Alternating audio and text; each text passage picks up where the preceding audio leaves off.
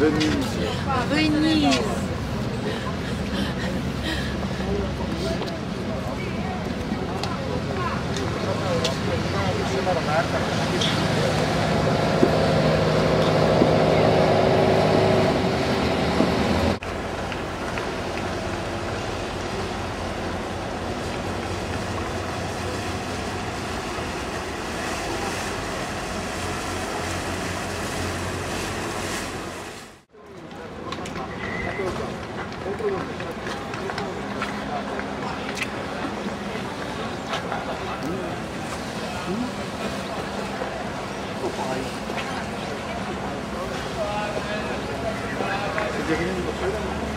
Voilà là. C'est la barque.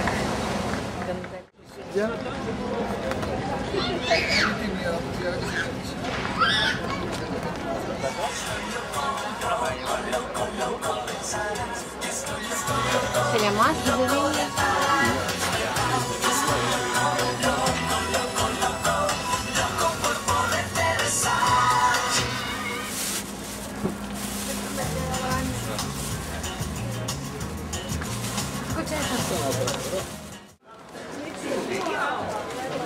不想花那个钱的吗？不是不想花那个钱。钱可以花，不想花那个钱。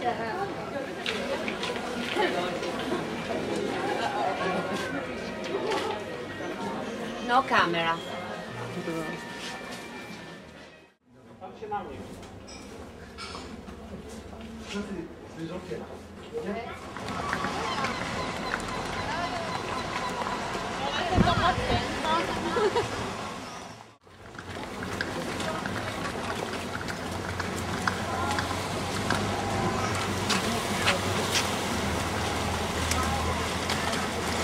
C'est magnifique. C'est beau, hein? C'est loin, mais c'est beau. Et comme dirait Chirac, c'est loin, mais c'est beau.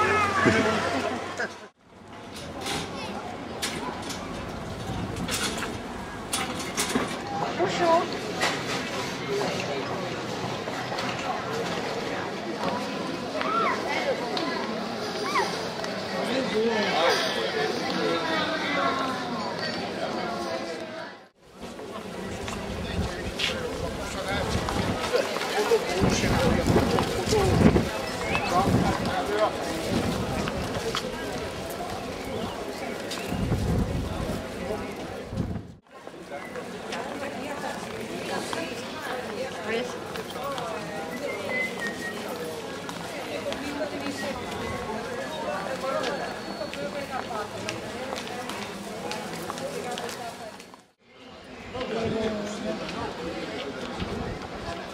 Tu imagines vivre comme ça? Hop! Tu peux nager?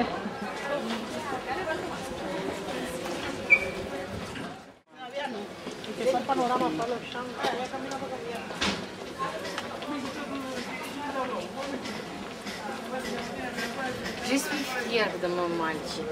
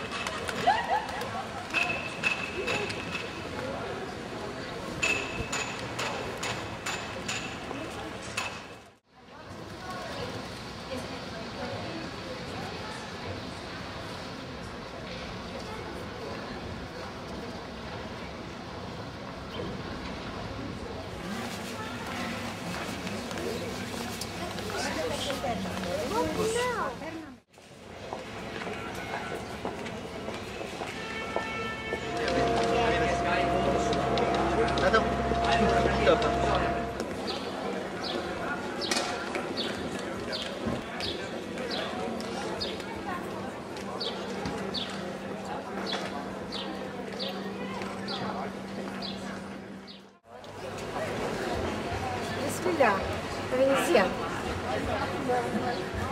Ой, красиво, гусь.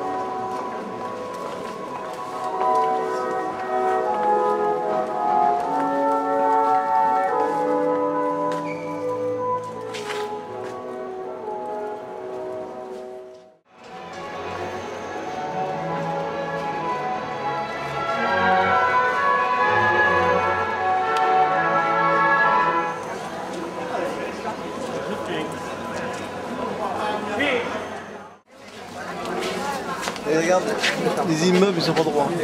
Ah ouais.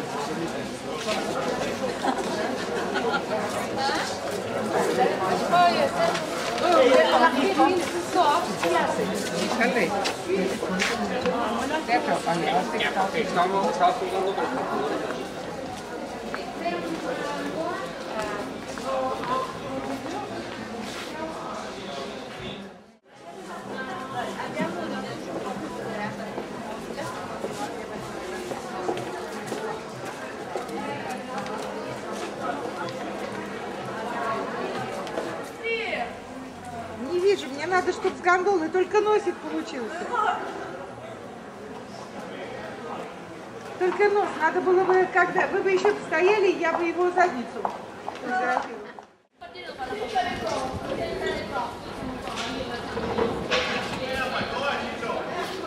Dopo poi nato. Vedete che passava? C'era questa di fai. Che povero che dopo. Che fa schiero.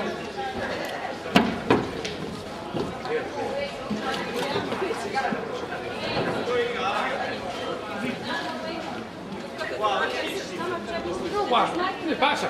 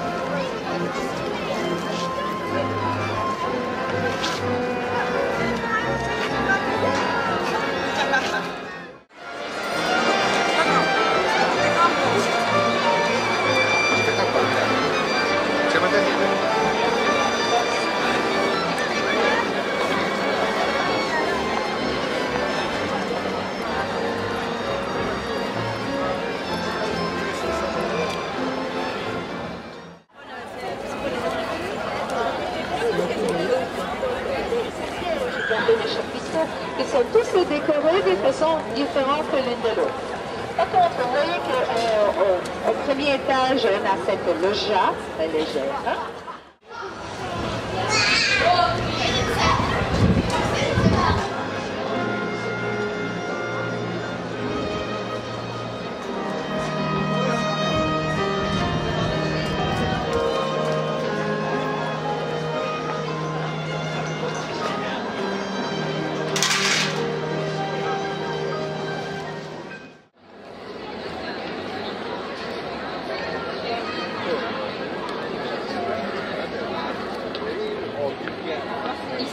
Financier. Et donc on finit de restaurer d'un côté, il faut recommencer de l'autre. Donc l'État italien n'abonde plus et heureusement qu'on a les sponsors privés pour restaurer, pour financer les restaurations, même si effectivement ils ne montrent pas toujours la plus grande sensibilité envers les œuvres qu'ils restaurent. Et encore, vous avez un peu de la chance, parce qu'au moins on a un peu de ciel bleu. Si vous étiez venu avant Noël, le sponsor précédent, c'était les voitures Lancia.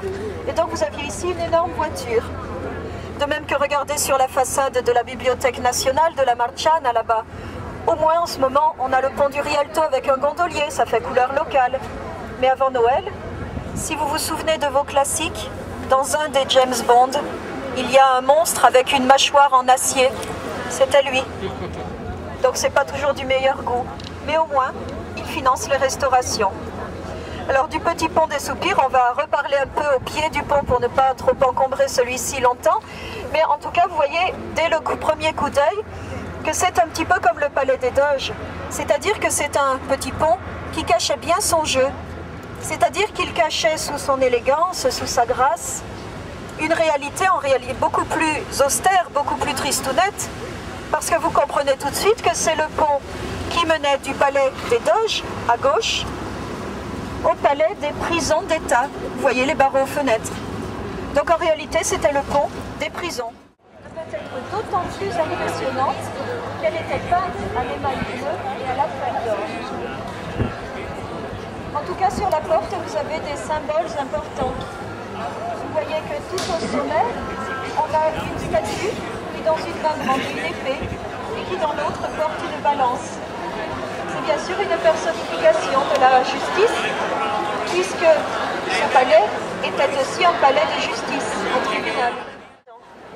On était dans une province byzantine, c'est-à-dire qu'on était des sujets de l'empereur byzantin. Et c'est important de le rappeler, parce que c'est vrai que l'empereur était bien loin, donc il ne défendait pas tellement ses sujets vénitiens. Et c'est pour cela que petit à petit, à coup de traités commerciaux ou politiques, Venise s'est affranchie de Byzance et a proclamé une république indépendante. La viande de porc, de façon à ce qu'en sortant de la ville, qui était aux mains des musulmans, vous les voyez là avec les turbans blancs, eh bien les gardiens n'ont pas voulu toucher le porc et ils ont laissé passer la cargaison sans la contrôler. C'est comme cela que Saint-Marc est arrivé à Venise, avec quelques odeurs de cochon, mais bon. Et dans le second portail, en arrivant à Venise, on l'a présenté au clergé. Le portail central n'a rien à voir avec l'histoire de Saint-Marc, c'est un jugement dernier. Pour voir la suite de l'histoire, on va se déplacer un peu à gauche. C'est donc après avoir présenté Saint-Marc au clergé, ici, on le présente au doge. Et le doge, vous le reconnaissez ici, puisqu'il a son habit brodé de fil d'or, sa cape en hermine sur les épaules et son corne ducale sur la tête. Tandis que sous le linceul bleu, vous voyez Saint-Marc qui lui est présenté et qui est, ma foi, drôlement bien conservé après quelques siècles de décomposition. Puisque je vous rappelle que Saint-Marc est décédé au 1er siècle. Là, on est censé être en l'an 828. Mais bon. Et puis dans l'autre portail à gauche, le dernier, un autre anachronisme qui n'est pas piqué des hannetons. C'est le moment où, après avoir présenté Saint-Marc au doge, on l'entrepose dans l'église.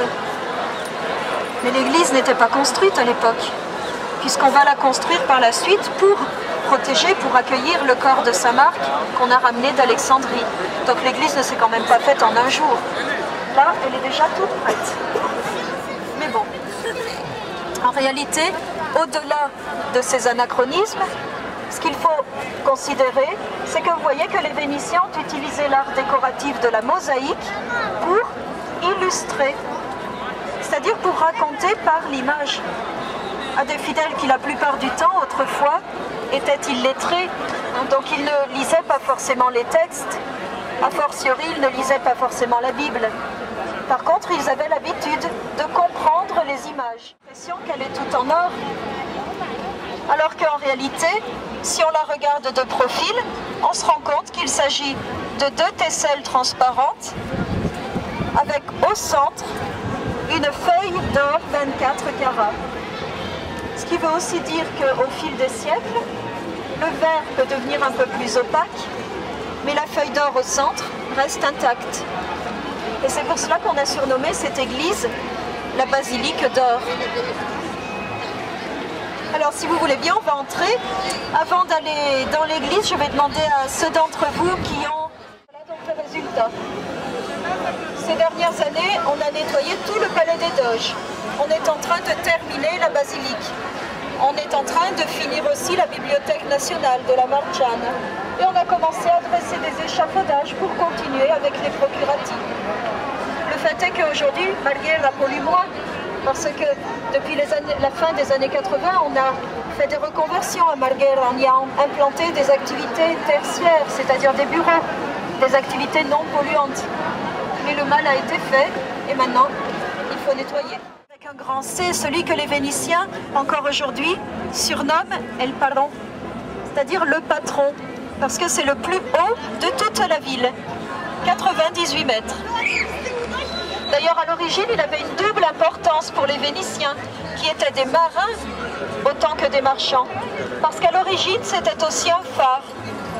Donc, c'était le grand point de repère pour tous les voyageurs, puisque, rappelez-vous, c'était ici la porte d'entrée de la ville. Celui-là aussi que vous voyez, ce n'est pas l'original, celui-là non plus, ce n'est pas l'original. Parce que l'original s'est complètement effondré sur lui-même en 1902. C'était un effondrement annoncé. On savait que d'un jour à l'autre, il risquait de s'effondrer. Donc on avait isolé le périmètre, il n'y a eu aucune victime, mais quand même, à l'époque, ça a été un grand choc de voir le campanile de la place Saint-Marc en décombre. Alors on s'est mobilisé pour le reconstruire au plus vite, dov'era comme era, c'est-à-dire où il était, comme il était, à l'identique. On a même réutilisé des briques, des décombres pour le reconstruire, et en 10 ans, on a fait la reconstruction pour réinaugurer le campanile identique en 1912. Et puis l'autre horloge importante de la place, c'est celle que vous avez. C'était la première fois que l'on arrivait à imaginer un mécanisme d'horlogerie aussi complexe, qui faisait fonctionner tous les étages en concomitance. Depuis le sommet, où vous voyez qu'il y a deux statues en bronze, les Maures, MAU, qui frappent avec un marteau sur la cloche à chaque changement d'heure. Et l'heure change lorsqu'en même temps vous la verrez changer à l'étage du dessous, là où il y a la niche avec la Madone. Vous voyez qu'on a à gauche les heures en chiffres romains, à droite les minutes en chiffres arabes.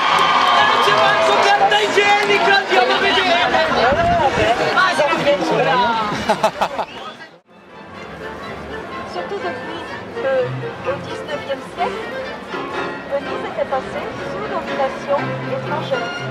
N'oubliez pas qu'à cette époque, on a été dominé par les Autrichiens.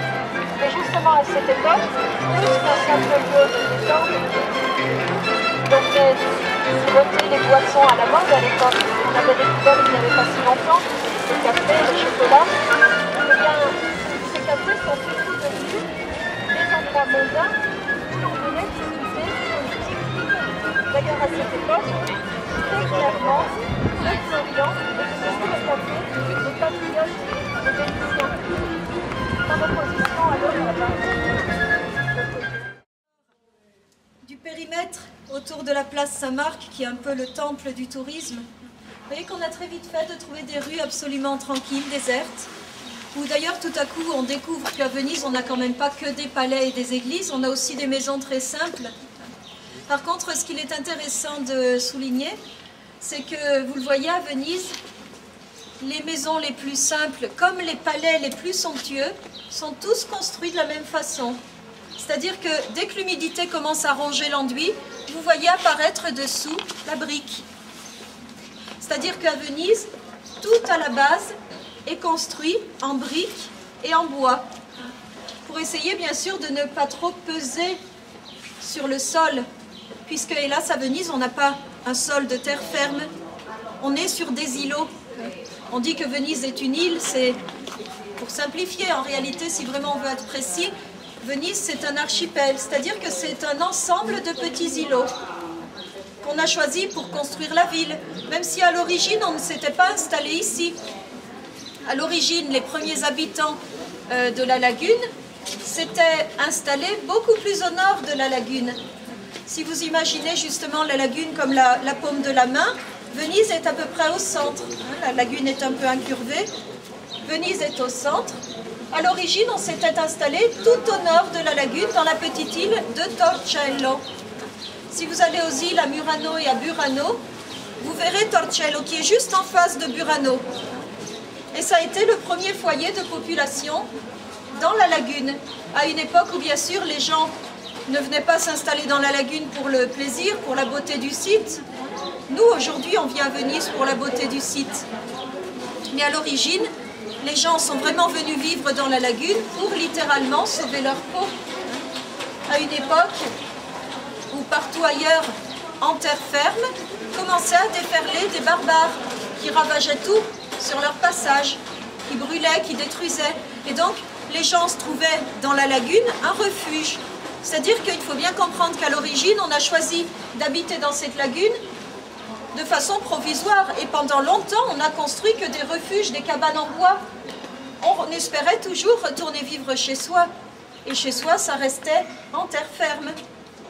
Si ce n'est que les barbares se sont succédés sur plusieurs races et plusieurs siècles. Et donc, petit à petit, les gens se sont sédentarisés dans la lagune. Et à l'origine, je vous le disais, ils avaient choisi la petite île de Torcello, qui était tout au nord. On l'avait choisie justement parce qu'elle était encore proche de la terre ferme et parce que les fleuves qui débouchaient devant l'île garantissaient des courants qui aidaient à la navigation pour rejoindre la mer Adriatique. Si ce n'est que ces mêmes fleuves, petit à petit, charriant des alluvions, ont commencé à ensabler la zone autour de Torcello, ralentissant les courants et provoquant des eaux donc de plus en plus stagnantes et des épidémies de malaria à répétition, qui font que petit à petit, les gens ont abandonné Torcello, qui était devenue très malsaine, pour se réfugier donc plus au centre de la lagune, et précisément en choisissant l'endroit de la lagune où il y avait le plus de petits îlots proches les uns des autres. Ces fameux 118 îlots sur lesquels, dit-on, Venise a été construite. Allez les compter si vous pouvez. Face constructible. Même si on savait qu'en réalité, on restait encore sur du sable et de la boue, donc un sol qui n'aurait jamais pu supporter la quantité d'édifices que vous voyez dans la ville. Et donc, avant de construire, il a fallu procéder à une consolidation du sol. Et on l'a donc criblé de troncs d'arbres. Et puisque à Venise, on n'avait pas de forêt, dans la lagune, il n'y avait pas de forêt, on est allé déboiser en terre ferme. Quand vous vous promenez dans la ville, il faut vraiment que vous pensiez que sous vos pieds, vous avez des forêts entières. Parce que pendant des siècles, Venise a dévoré les forêts de l'Entreterre et de plus loin pour consolider son propre sol. On dit que déjà au XIVe siècle, elle avait épuisé les forêts de l'Entreterre. Il a fallu aller plus au nord, dans les montagnes des Dolomites. Et d'ailleurs, à ce propos, Venise a eu cette grande sagesse à une période où personne ne parlait encore de protection de l'environnement, de bien vite comprendre que si elle voulait avoir toujours du bois à disposition, elle devait protéger le renouvellement des forêts. Et donc elle avait établi des forêts démaniales, propriété de la Sérénissime, dans la région du Cadore. Et donc il était interdit de couper le moindre tronc d'arbre sans l'autorisation de la Sérénissime. Et chaque tronc coupé était marqué du sceau de la République, avant d'être acheminé par voie fluviale jusque dans la lagune. Une fois dans la lagune, on laisse ces électrons-là dans l'eau pendant 1 an, 2 ans, 3 ans, parce que dans l'eau, le bois va en quelque sorte s'auto-immuniser contre les bactéries. Par ailleurs, vous savez que l'eau de la lagune, c'est une eau saumâtre, c'est un mélange d'eau de fleuve et d'eau de mer. Donc dans l'eau, le bois va se gonfler de sel, jusqu'à en devenir presque fossilisé, et donc extrêmement résistant, prêt à durer pour des siècles. Alors on commence à l'utiliser, en le fichant à la verticale dans les îlots, le plus profond possible, jusqu'à toucher la couche d'argile la plus résistante, le caranto. Après, on les met très serrés, en spirale. Après, on jette encore d'autres troncs à l'horizontale par-dessus, qu'on cale avec du mortier, des briques. Après, on met encore par-dessus une pierre de soubassement. Et pour vous donner une idée, la pierre de soubassement qui est sous la basilique de Saint-Marc, à elle seule, fait déjà 3 mètres d'épaisseur. Et seulement après, par-dessus, on commence à construire. Et on construira d'ailleurs toujours avec le souci d'essayer de rester léger, donc en briques, et élastique, donc en bois. Parce qu'on sait qu'inévitablement, le poids des édifices au cours des siècles va provoquer des affaissements de ci, de là. Et donc il faut que le sol puisse s'adapter à ces affaissements et que les édifices puissent s'adapter sans se casser à ces affaissements. Donc on construit en bois et en briques. D'ailleurs autrefois les toits étaient même en roseau et en paille. On essayait de ne pas trop peser, même si on sait que inévitablement ils vont s'enfoncer. Et de fait la ville s'enfonce. On a considéré qu'elle perd à peu près 20 cm par siècle, ce qui est considérable. C'est d'ailleurs pour cela aussi que quand vous passez dans des rues secondaires comme cela, souvent vous verrez pendant vos promenades que souvent les rez-de-chaussée ont des fenêtres très basses ou des portes très basses. Ce n'est pas que nos ancêtres étaient des nains, c'est que puisque cette ville depuis des siècles s'enfonce, eh bien depuis des siècles on la remonte. On remonte les rues, on remonte les quais. Si ce n'est qu'aujourd'hui on est arrivé à un niveau un peu limite, parce que vous verrez que parfois, quand on doit rentrer dans un rez-de-chaussée, on doit descendre quelques marches. Donc petit à petit, les rez-de-chaussée se font enterrer. Et ce sont malheureusement les premiers endroits qui seront touchés en cas d'inondation, de marée haute. Puisque ça c'est le grand problème actuel de Venise. Une Venise qui de plus en plus souvent passe sous l'eau, puisque vous avez tous vu des images de la place Saint-Marc sous l'eau en cas de marée haute. Le fait est que la place Saint-Marc, c'est le point le plus bas de la ville. Donc c'est le premier à être inondé en cas de marée haute. Cette marée haute, c'est le phénomène qu'on appelle l'acqua alta. Et là, c'est devenu vraiment le problème numéro 1 de la ville.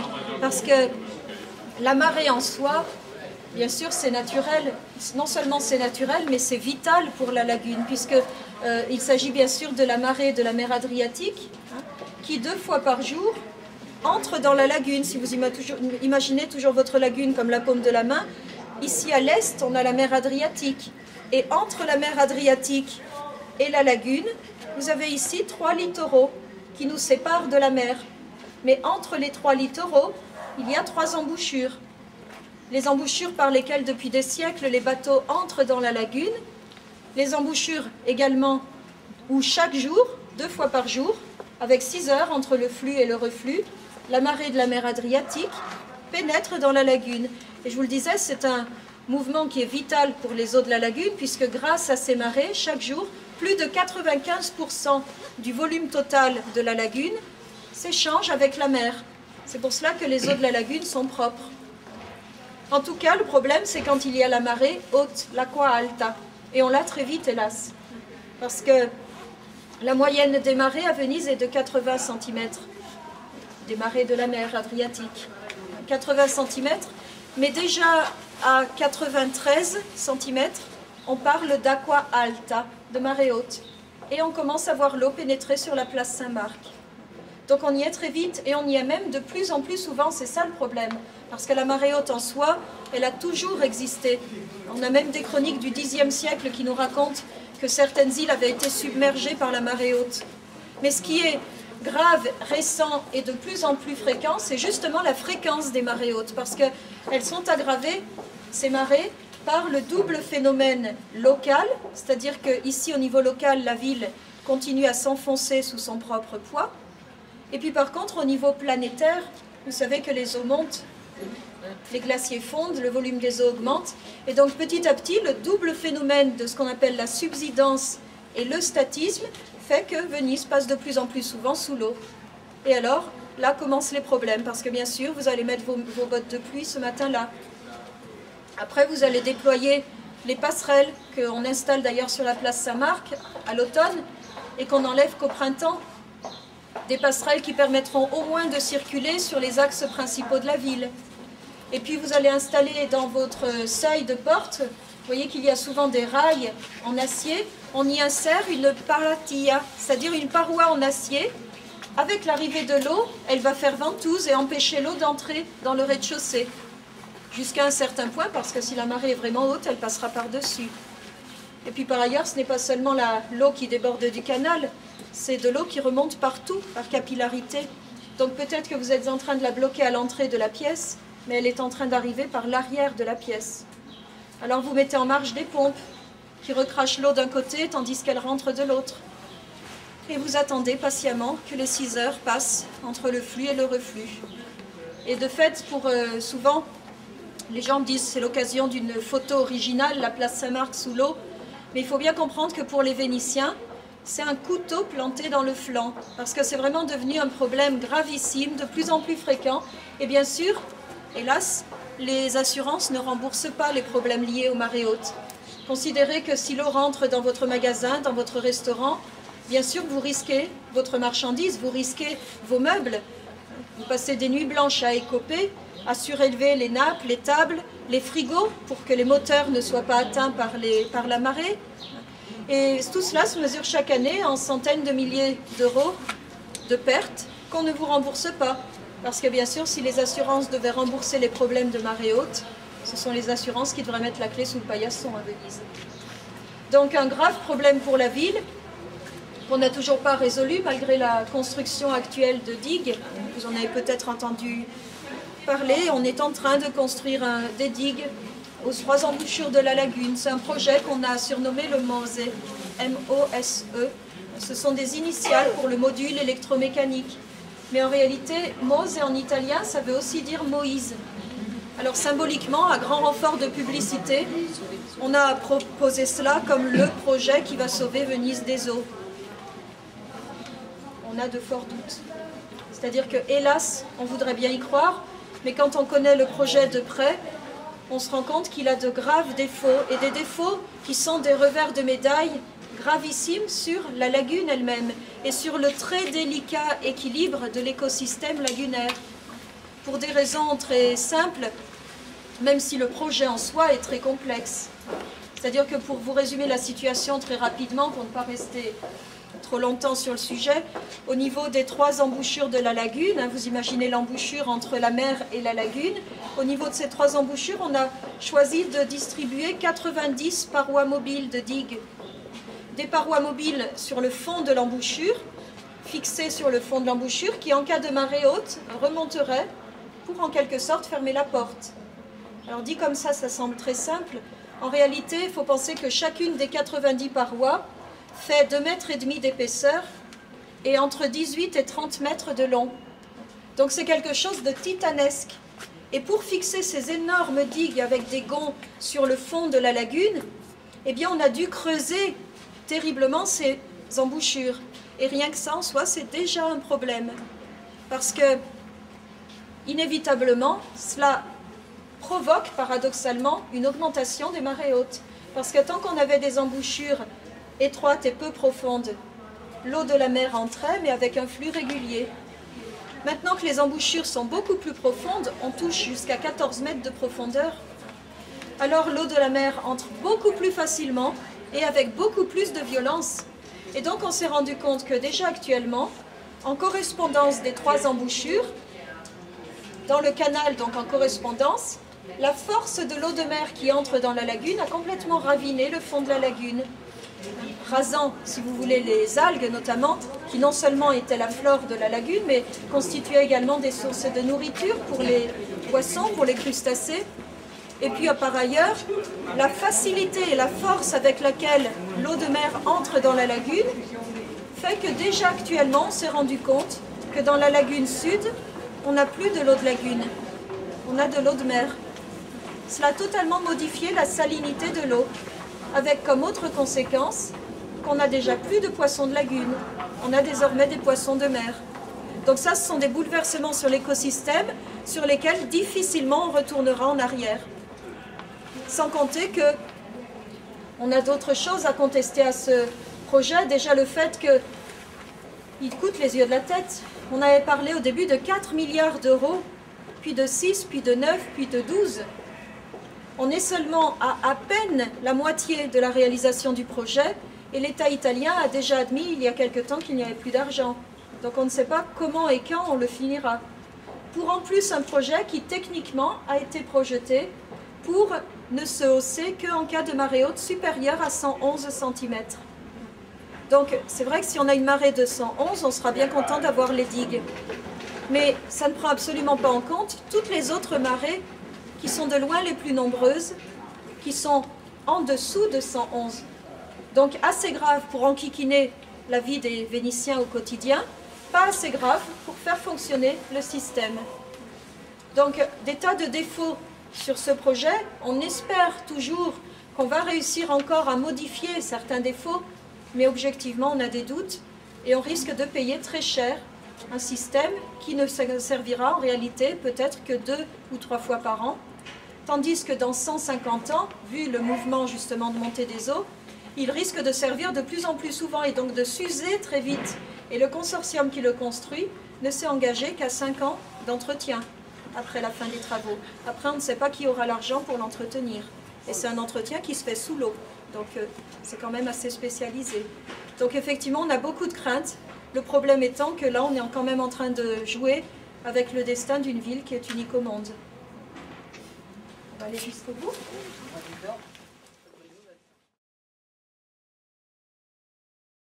Hélas, beaucoup entendu parler ces dernières années, puisque c'est le fameux théâtre qui a complètement brûlé en 1996.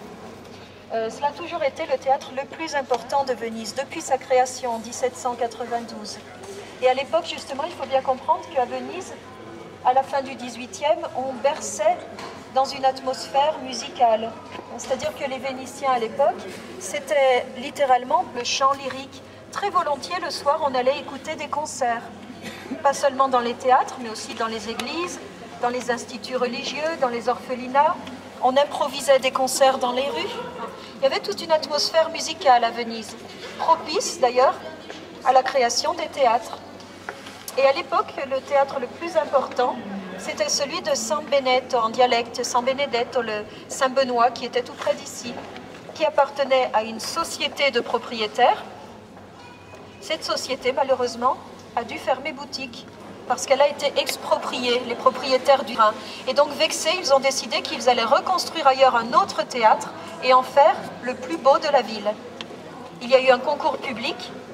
C'est Gian Antonio Selva qui a gagné le concours et qui a construit la Fenice en 18 mois seulement. Et de fait, à l'inauguration, tout le monde a applaudi l'intérieur qui était très beau. Par contre, l'extérieur, ça n'a pas tellement plu aux Vénitiens. À l'époque, ils ont beaucoup critiqué l'architecte. Ils ont trouvé que ça ne ressemblait pas à grand-chose, que c'était un peu néoclassique, mais pas complètement, que beau.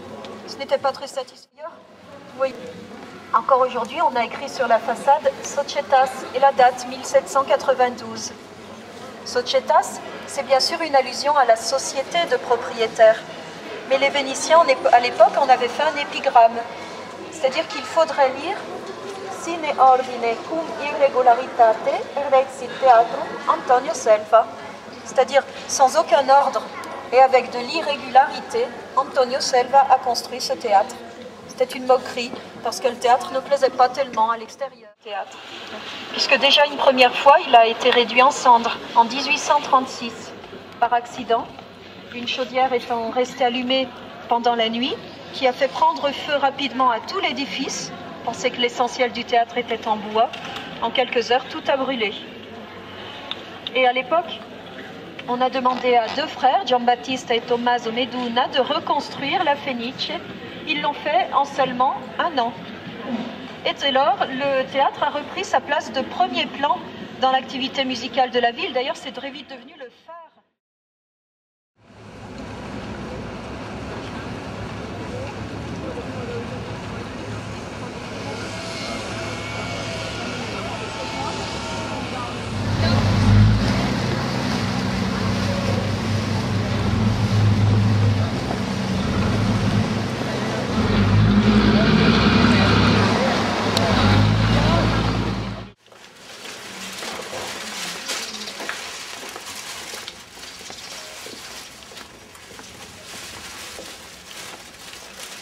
Je suis là. Vénézienne.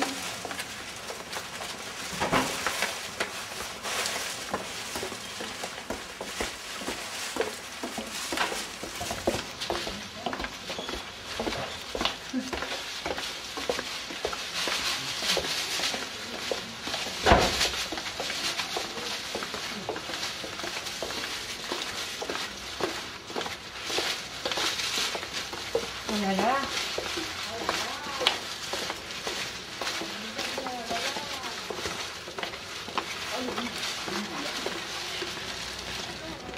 C'est pas où qu'on va. Alors, où est-ce qu'on va? Aïe aïe aïe. Quelle botte, quelle botte.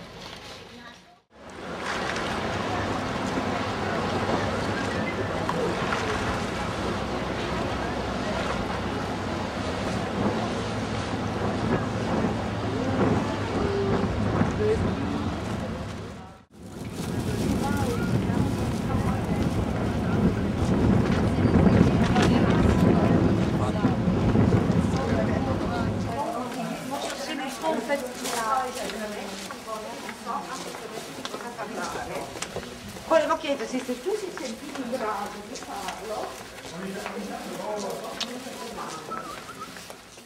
Ça, c'est une fermeture anti-inondation, ça, tu sais.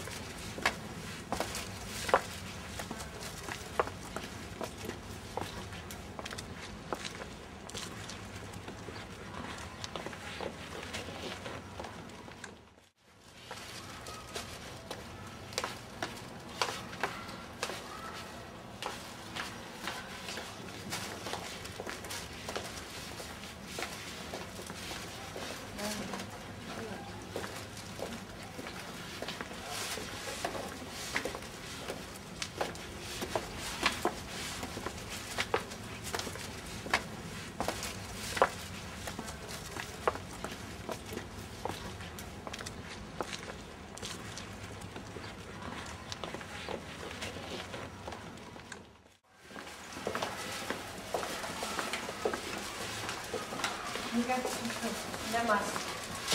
C'est pas mal.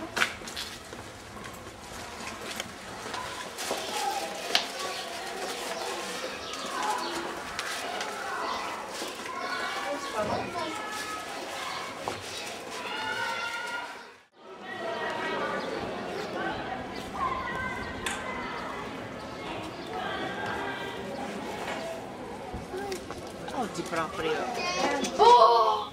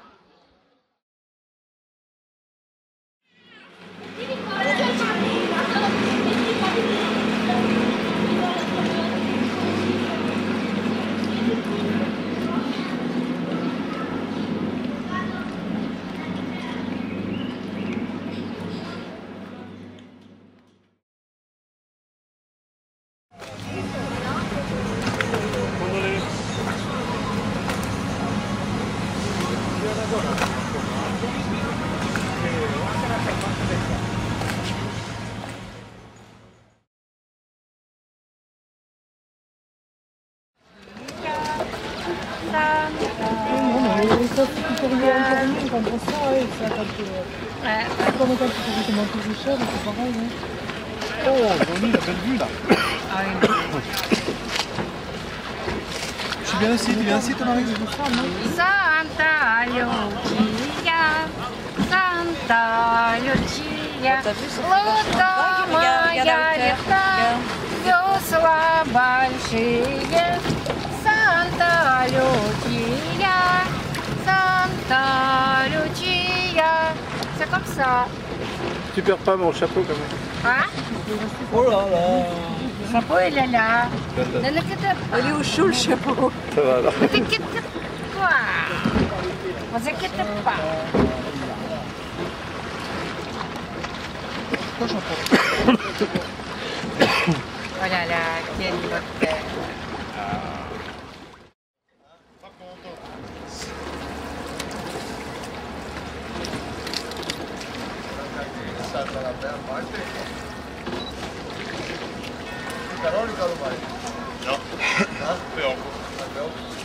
Voilà, une course, une course.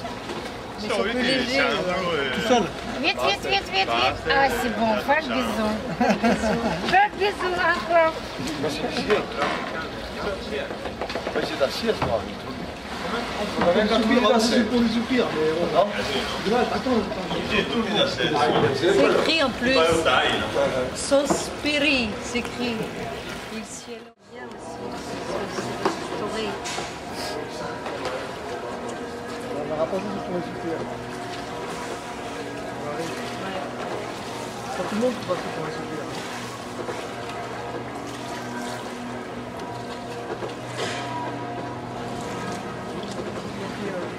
Hop là.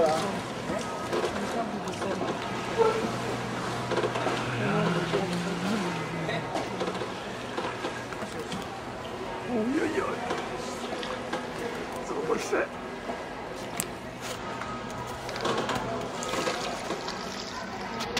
Pronto intervento. À quelle heure nous partons regarder Les îles les îles? 13h30. 13h30. On a une heure. Chante et danse. Ah bon, quand tu chantes. Oui, oui. Voilà.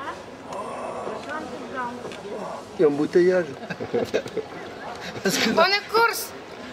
Vite, vite, vite! Comment on dit vite en russe? Быстро, быстро! Bistra, bistra. Быстро, быстро,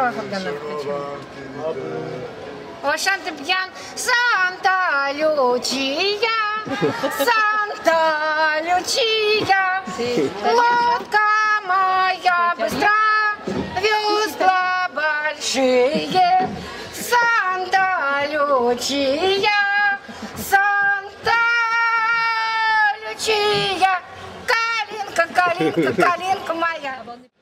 Regarde avec. Oui. La marée basse. La mer Quand la mer monte. quand elle descend. Regarde, il y a un bel hôtel Colombina là, 4 étoiles. Oui.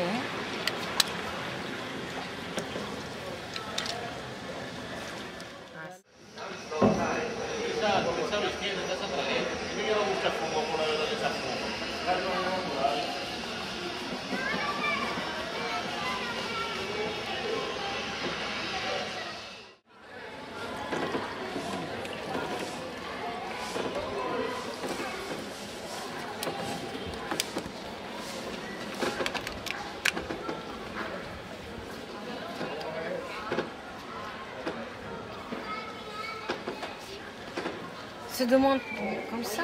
Oui. Oui. C'est comme marée haute? Haute. Oui. Marée basse? Oui. Tu imagines? Regarde. Regarde. Les bois, hein, c'est rongé.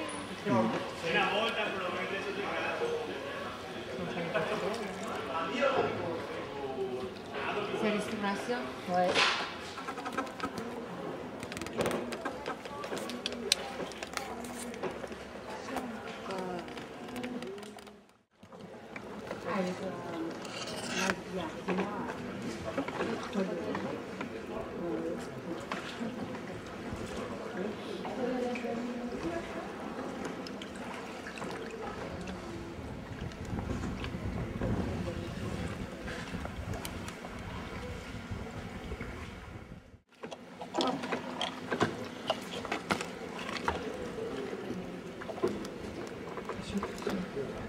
Au revoir, Jean-Pierre.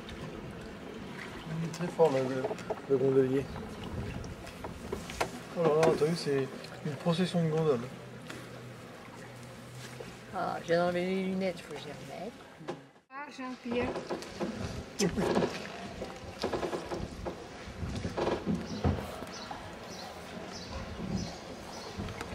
Ah, non ti sei contoni?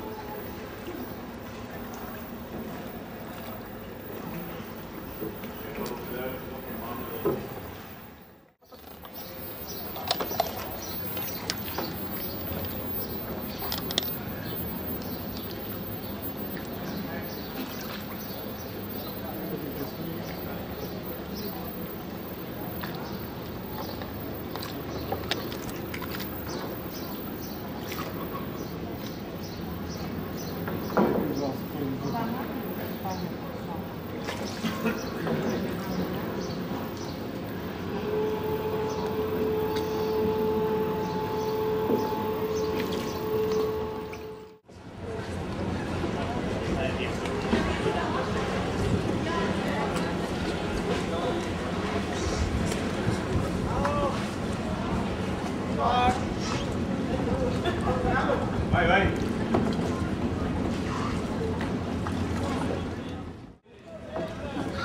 Non so se il prossimo gruppo sono un po' più qua. Ah no, volevo prima.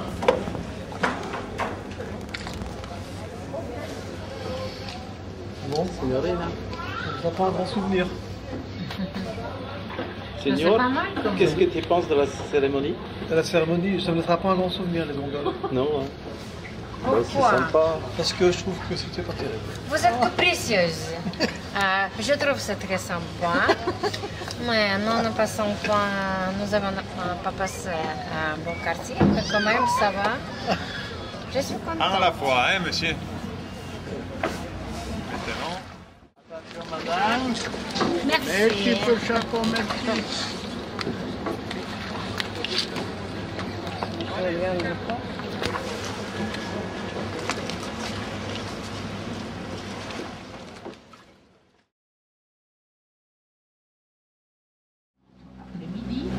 Maintenant, donc, on commence à se balader dans la ville. Là, on vient d'écouter la ville de Venise, on a remonté avant de rejoindre l'île et on a été faire tous les tours autour de Venise. Ça va vite.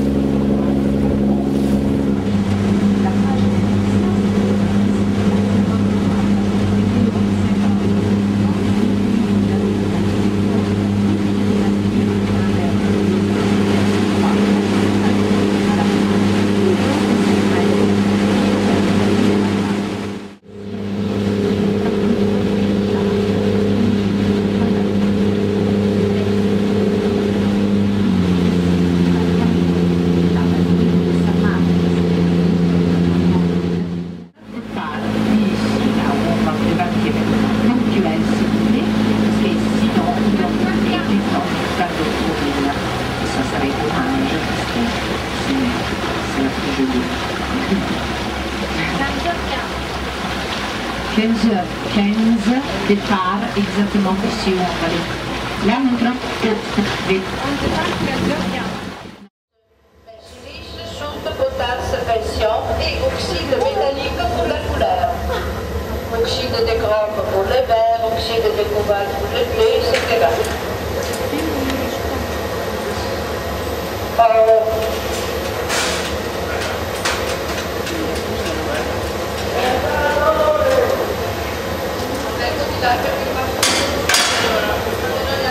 Voilà, le clivage pour le faire fini. Et normalement, l'objet fini doit aller à la trempe, c'est-à-dire il doit se refroidir doucement pour passer de la température de 1200 1300 degrés, qui est la température du verre dans le four, à la température ambiante. Alors, on utilise des petits fours qui sont là-bas pour arriver lentement à la température d'aujourd'hui. Autrement, l'objet peut se casser ou éclater. Mais les maîtres ont fait les vases pour la démonstration de la technique. Et si les vases se cassent, le verre est répondu. Bien, à ce point, le maître vous fera une petite sculpture. Il a utilisé de nouveau la canne à souffler, mais il ne souffle pas. Il a utilisé la canne à souffler pour prendre du verre dans le four. Et maintenant, il façonne le verre par les pinces. Et il vous fera un petit cheval.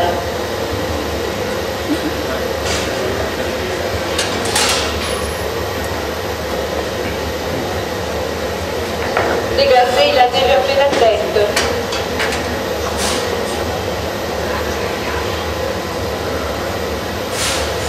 La crinière.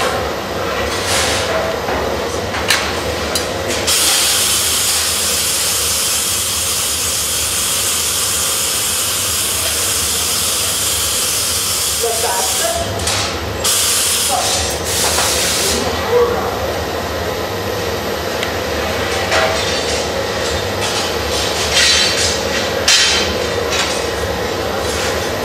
Les autres pattes.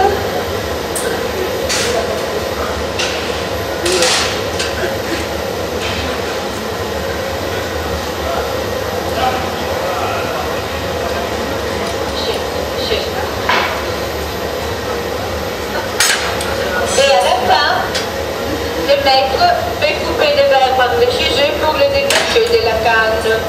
Et il faut attendre quelques moments avant de le mettre debout, car il n'est pas encore complètement rigide. Mais entre quelques moments, le cheval est prêt. Si. Non, due gruppi de rino. Due gruppi. Voilà. Notre petit cheval, c'est fini.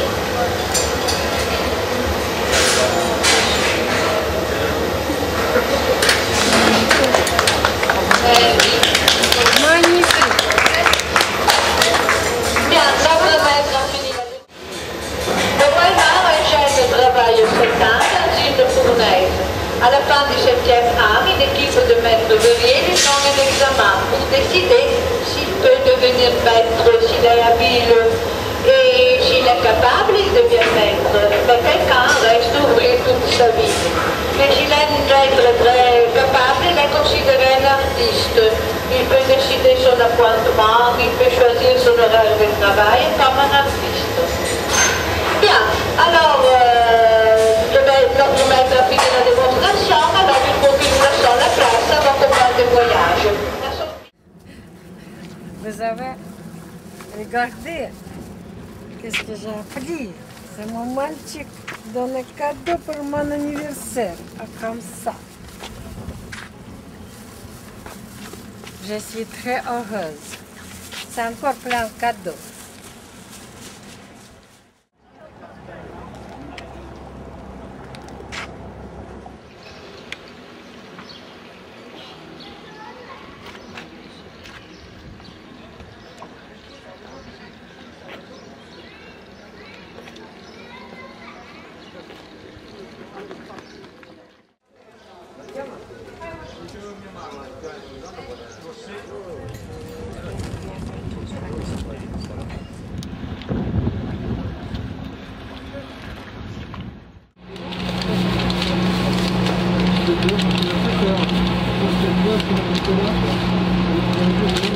Che c'est la plus importante des trois entrées, qui s'appelle Porto di Lido. Vous ne la voyez pas maintenant parce que c'est sur votre droite, mais c'est derrière l'île que vous avez sur la droite, donc elle est cachée en ce moment par cette île-là. Et c'est par là donc que la mer Adriatique rentre et sort. C'est pour ça qu'ici dans la lagune, nous avons les marées. C'est l'effet que cette eau vient de la mer Adriatique que nous avons les marées. Les marées, c'est un phénomène naturel qui a lieu tous les jours, chaque 6 heures. Donc chaque 6 heures l'eau monte, chaque 6 heures l'eau descend. Chaque 6 heures l'eau de la mer Adriatique rentre dans la lagune et chaque 6 heures elle ressort. Ça fait qu'il y a un changement de profondeur d'eau par rapport à la marée. Alors 2 fois la haute, 2 fois la basse marée dans les 24 heures. Et donc on peut varier comme profondeur dans la lagune, on peut varier de seulement quelques centimètres de profondeur quand la marée elle est très, très basse, pas partout, à certains endroits de la lagune, seulement quelques centimètres de profondeur et arriver à une profondeur maximale d'environ 20 mètres. En tout cas, la moyenne de profondeur de la lagune, ça fait autour de 2-3 mètres, ça dépend des endroits. En tout cas, c'est pour ça que maintenant, vous voyez, à droite et à gauche, on est en train de suivre ces pilotis implantés dans la lagune. Il y en a un petit peu partout comme ça. Les pilotis, en général, ils sont regroupés par 3. Des fois, il y en a 5. Ils ont un nom spécial ici à Venise, on les appelle briccole.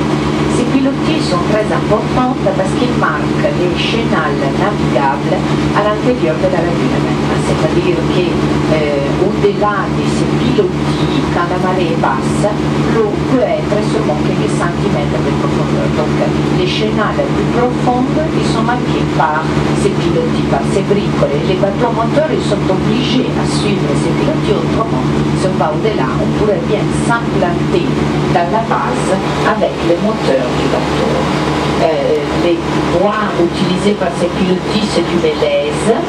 Et vous voyez qu'on voit bien la marque de l'eau quand la marée monte, elle arrive jusque là, vous voyez, où il y a la partie la plus foncée. Donc là, maintenant, la marée n'est pas très haute.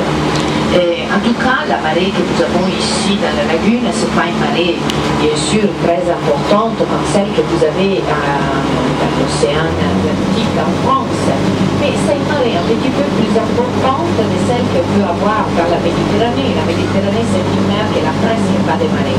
Ici, nous sommes dans l'Adriatique. L'Adriatique, c'est une mer fermée. Nous sommes dans la haute Adriatique, aussi presque à la fin donc, de la mer Adriatique. Et à cause de ça, et à cause aussi des courantes qu'il y a à l'intérieur de la mer, nous avons une marée qui peut varier entre 30 et 80 cm. Ça, c'est la normale marée, la marée qui provoque seulement une différence de profondeur dans la lagune et dans les petits canaux à l'intérieur de la mer de Venise. Là, nous sommes à Burano. Hein? Burano, là. Avec les maisons de toutes les couleurs. Tu sais pourquoi les maisons elles sont comme ça? Attends, je t'appelle. Tu sais pourquoi les maisons sont de différentes couleurs? Parce que les pêcheurs de loin, ils reconnaissaient leur maison. Ah, voilà, ça l'a expliqué tout à l'heure, on t'a pas écouté.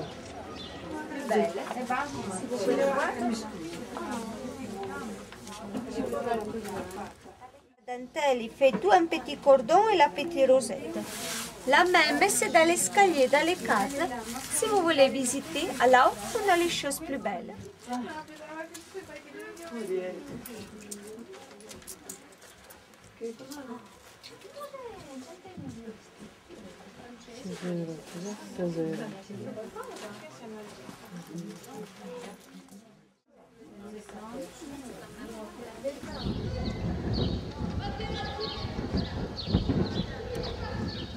J'ai tonché de 1,85 m.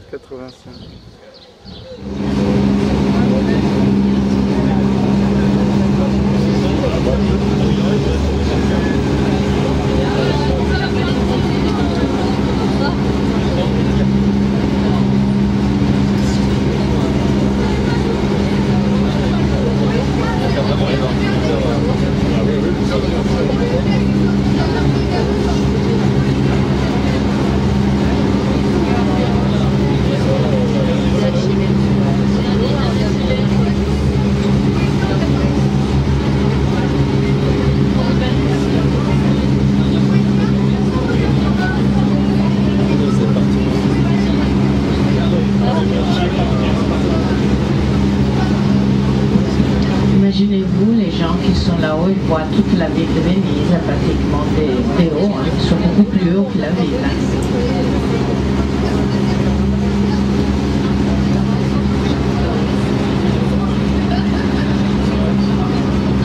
C'est pour cruise,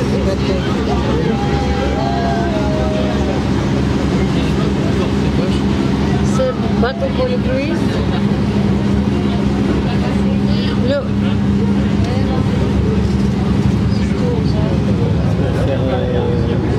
Croisière.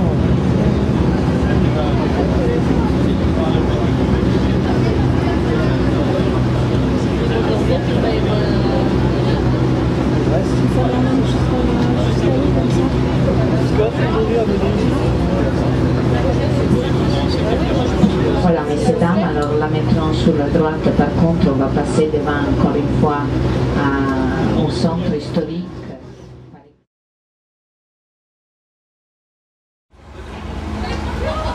Et là, c'était la vraie entrée de Venise pendant l'époque de la République, là, donc, où il y a les deux colonnes. Par contre, toujours tout droit devant vous, sur le côté droit, il y a l'entrée du canal plus importante de la ville, que c'est le Grand Canal de Venise. Là, tout droit devant vous, vous voyez que ça commence, le Grand Canal de Venise.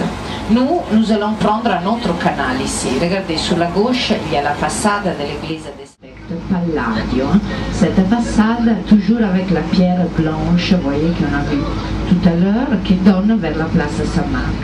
Et vous voyez que là, on commence à rentrer donc dans les canals de la Giudecca, il s'appelle comme ça c'est le canal le plus profond de Venise, environ 115 mètres de profondeur, puisque c'est le grand bateau comme ça qu'on vient de voir qui passe par là. Hein. Ce grand bateau, il vient de sortir de là, de ce canal de la Giudecca. Canal de la Giudecca qui prend le nom de l'île que vous avez sur votre gauche, qui s'appelle l'île de la Giudecca. Sur la droite, donc, vous voyez, là on commence à voir bien le grand canal de Venise, à Venise, et que d'ailleurs un peintre vénitien très important qui est mort avec cette peste du 1575, c'était le peintre Titien. Et donc, à la fin de cette épidémie, comme veut que la peste était terminée, le gouvernement avait voulu ériger cette église, dédiée au Christ Rédempteur. Ça, c'est l'église du Rédempteur. Et vous savez que vous faites encore aujourd'hui cet événement avec la fête du Rédempteur. La fête du Rédempteur, c'est une fête traditionnelle qui a lieu à Venise chaque année le 3e samedi du mois de juillet. Et à l'occasion de cette fête, on relie l'église du Rédempteur sur votre gauche avec la ville de Venise sur la droite par un pont provisoire. Et sur le pont provisoire passe la procession religieuse l'après-midi.